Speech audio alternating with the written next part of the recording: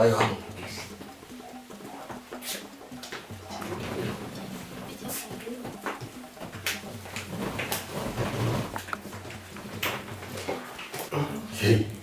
abana yije kinara shamba nawo kumbe wampamagaye umutima ujya muri rero ndabwira nanjye ngome mpageze ndakwakira igikombe aho kumbe ikintu gushakira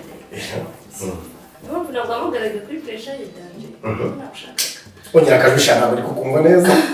buriya buri turi mu bashaka ko tuganira ibindi bikinja mu gutwi neza nyeshiri impamvu nagwamugaraga cyane ari gahunda nshaka ko dupanga ejo harara agasaza yari agasaza kitwa Takindi so mukazira Sakindi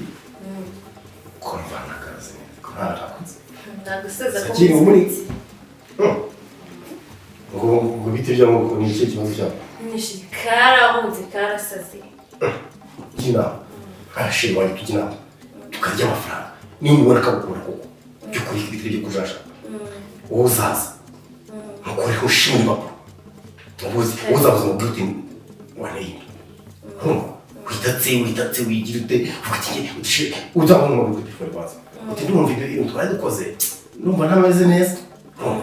umuguti rero ugiye kujya kwa muganga bare muze mushimira impapuro mwereke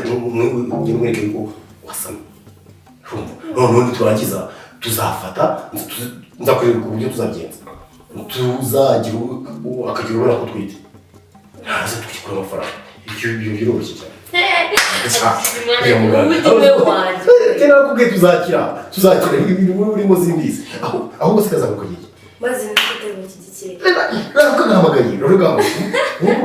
ubashe nyine kavana mu kanya ka amafaranga kandi n'igoroba amafaranga ukuyitesha ayo mafaranga tugomba kuyarya tukabyaza umusaruro uvuga ngo gukora ibishoboka byose iki kimwe kikaragira natwise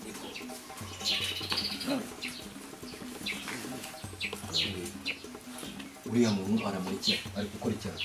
sheri ni ukuri yari yaje kunsura abizi ko ari inshuti yanjye ni ukuri uva kuvuye rero sana urumva